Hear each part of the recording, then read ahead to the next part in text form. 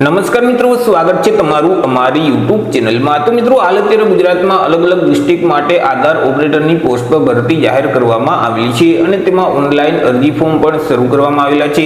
તો ઓનલાઈન અરજી ફોર્મ જાતે કેવી રીતે ભરી શકાય તેના વિશે સ્ટેપ બાય સ્ટેપ એક જ વિડીયોમાં આપણે માહિતી મેળવી લઈએ। તે પહેલા વિડીયો ગમે તો લાઈક અને શેર કરી દેજો, ચેનલમાં નવા હોય તો ચેનલને સબસ્ક્રાઇબ કરી દેજો। તો ચાલો મિત્રો, વિડીયોની શરૂઆત કરીએ।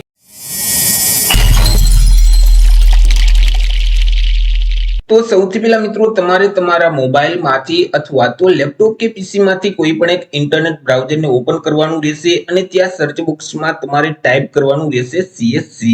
હવે જેવું તમે CSC ટાઈપ કરી તમે તેને સર્ચ કરશો તો તમારી સામે આ મુજબની એક સ્ક્રીન ઓપન થઈ જશે કે જ્યાં નીચે સ્ક્રોલ કરશો તો અહીં તમને એક વેબસાઇટ જોવા મળશે cscspv.in।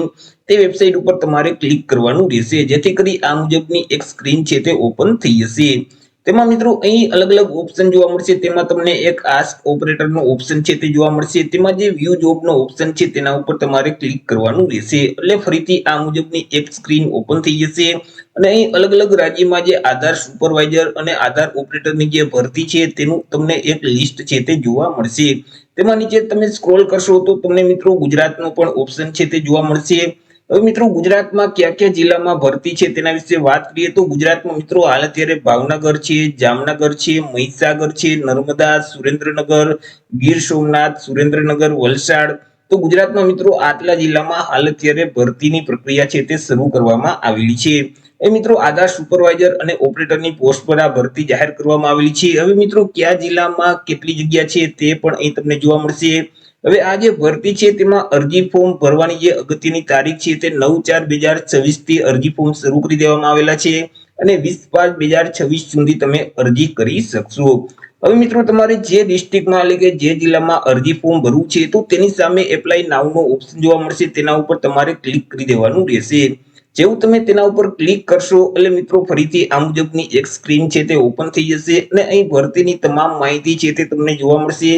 તે એકવાર વાંચી લેવાની રહેશે। નીચે સ્ક્રોલ કરશો તો અહીં એપ્લાય નાઉનો ઓપ્શન જોવા મળશે, તેના ઉપર તમારે ક્લિક કરવાનું રહેશે જેથી કરી તમને એક અરજી ફોર્મ છે તે આપી દેવામાં આવશે। તે ફોર્મમાં તમામ માહિતી તમારે ભરવાની રહેશે। જેમ કે મિત્રો, માર્કશીટમાં જેવી રીતે નામ છે એવી જ રીતે આખું નામ તમારે અહીં ટાઈપ કરી દેવાનું રહેશે। તમારા જે મોબાઈલ નંબર હોય તે નંબર અહીં તમારે ટાઈપ કરવાના રહેશે। તમારું ઈમેલ આઈડી અહીં તમારે ટાઈપ કરી દેવાનું રહેશે। પાન કાર્ડ નંબર છે તે અહીં તમારે ટાઈપ કરી દેવાના રહેશે। તમારી જન્મ તારીખ છે તે કેલેન્ડરમાંથી સિલેક્ટ કરી દેવાની રહેશે। તમે કયા રાજ્યમાંથી અરજી ફોર્મ ભરવા માંગો છો તે રાજ્યનું નામ અહીંથી તમારે સિલેક્ટ કરી દેવાનું રહેશે। કયા જિલ્લામાંથી તમે અરજી ફોર્મ ભરવા માંગો છો તે જિલ્લાનું નામ અહીંથી તમારે સિલેક્ટ કરી દેવાનું રહેશે। તમારી ઉચ્ચ શૈક્ષણિક લાયકાત કઈ છે એટલે કે તમે ગ્રેજ્યુએશન કરેલ છે કે પોસ્ટ ગ્રેજ્યુએશન, જે ઓપ્શન લાગુ પડે તે ઓપ્શન તમારે સિલેક્ટ કરી દેવાનું રહેશે। ટોટલ અનુભવ કેટલો છે, જેટલા વર્ષનો અનુભવ હોય તે અનુભવના વર્ષ છે તે અહીંથી તમારે સિલેક્ટ કરી દેવાના રહેશે। ત્યાર પછી તમે મૂળ કયા રાજ્યના છો તે મિત્રો અહીંથી મૂળ રાજ્યનું નામ અહીંથી તમારે સિલેક્ટ કરી દેવાનું રહેશે એટલે કે તમે કયા રાજ્યમાં હાલ અત્યારે રહો છો તે રાજ્યનું નામ અહીંથી તમારે સિલેક્ટ કરવાનું રહેશે। તમે જે જિલ્લામાં રહેતા હોય તે જિલ્લાનું નામ અહીંથી તમારે સિલેક્ટ કરી દેવાનું રહેશે। ત્યાર પછી મિત્રો અહીં તમારે તમારું રિઝ્યુમ છે તે રિઝ્યુમની કોપી અપલોડ કરવાની રહેશે। અહીં મિત્રો તમે જે ફાઇલ અપલોડ કરો છો તે ફાઇલનું ફોર્મેટ કાં તો PDF ફોર્મેટ હોવું જોઈએ અથવા તો ડોક ફોર્મેટ એટલે કે ડોક્યુમેન્ટ ફોર્મેટ વર્ડ ફાઇલ તમારે અપલોડ કરવાની રહેશે।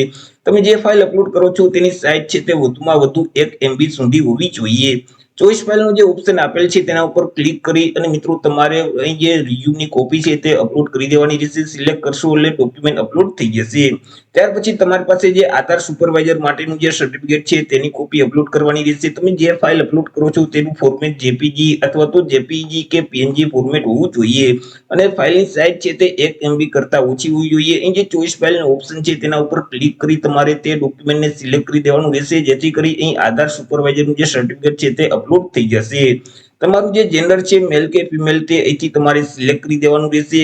અહીં તમને એક કેપ્ચા કોડ આપવામાં આવેલો છે એટલે કે તમને એક સરવાળો પૂછવામાં આવેલો હશે, તેમનો જે આન્સર આવે તે આન્સર આ બોક્સમાં ટાઈપ કરી સબમિટના બટન ઉપર ક્લિક કરી દેવાનું રહેશે। જેવું તમે સબમિટના બટન ઉપર ક્લિક કરશો એટલે તમારું ફોર્મ છે તે ફાઇનલી સબમિટ થઈ જશે. તો આવી રીતે મિત્રો જે CSC દ્વારા આધાર ઓપરેટર એટલે કે સુપરવાઇઝરની પોસ્ટ પર ભરતી જાહેર કરવામાં આવેલી છે તેમાં તમે જાતે જ ઓનલાઈન અરજી કરી શકો છો. તો આશા રાખું છું વિડીયો પસંદ પડ્યો હશે. વિડીયો પસંદ પડ્યો તો લાઈક અને શેર કરી દેજો. ચેનલમાં નવા હોય તો ચેનલને સબસ્ક્રાઇબ કરી દેજો. ફરી મળીશું એક નવા ટોપિક સાથે એક નવા જ વિડીયોમાં. ત્યાં સુધી જય હિન્દ, વંદે માતરમ.